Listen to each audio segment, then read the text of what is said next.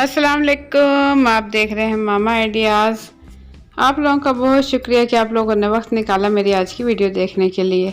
तो आज की रेसिपी में मैं बनाने जा रही हूँ पिज़्ज़ा डो, और वो भी बहुत ही आसानी के साथ और बहुत ही कम टाइम में।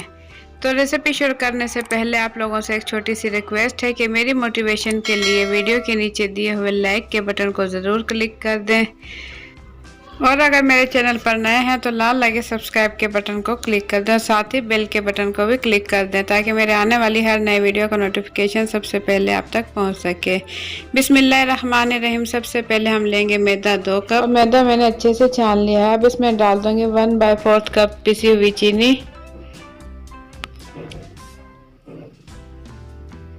पिसी हुई चीनी डालने के बाद अब मैं इसमें डाल दूंगी 1/4 कप ही कुकिंग ऑयल,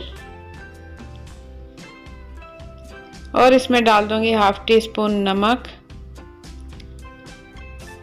और हाफ टेबल स्पून इसमें डाल दूंगी मैं ईस्ट। खुश्क ईस्ट डालकर इन तमाम चीज़ों को मैं अच्छे से मिक्स कर लूँगी। मिक्स करने के बाद यहाँ मैंने लिया है 1 कप नीम गर्म दूध, और इसमें मैं इसे अच्छे से गूंद लूँगी।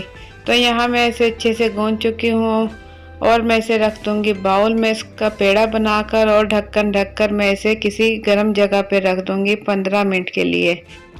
पिज़्ज़ा डो जो मैंने रखा था ढककर, अब यहाँ आप देख सकते हैं ढक्कन खोलकर मैंने देखा तो ये अच्छे से फूल चुका है।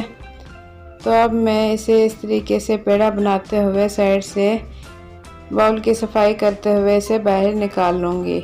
इसे निकाल लूँगी मैं काउंटर पे निकालने के बाद हाथों की मदद खमीर अच्छे से मल लूँगी। तो इसे इस तरीके से अच्छे से मल लूँगी ताकि हमारा पिज़्ज़ा डो अच्छे से तैयार हो जाए।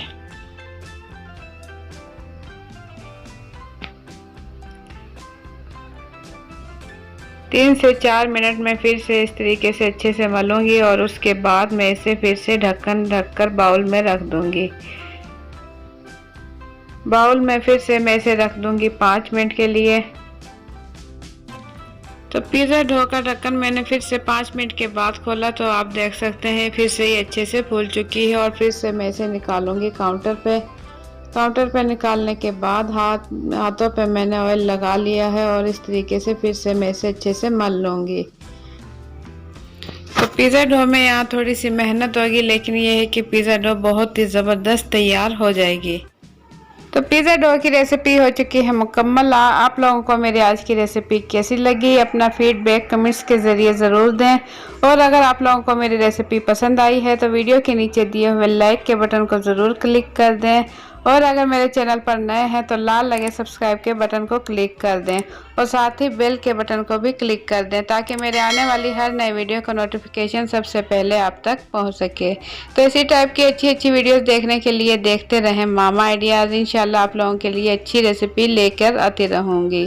तो इसी के साथ मुझे दें इजाज़त। अल्लाह हाफिज़।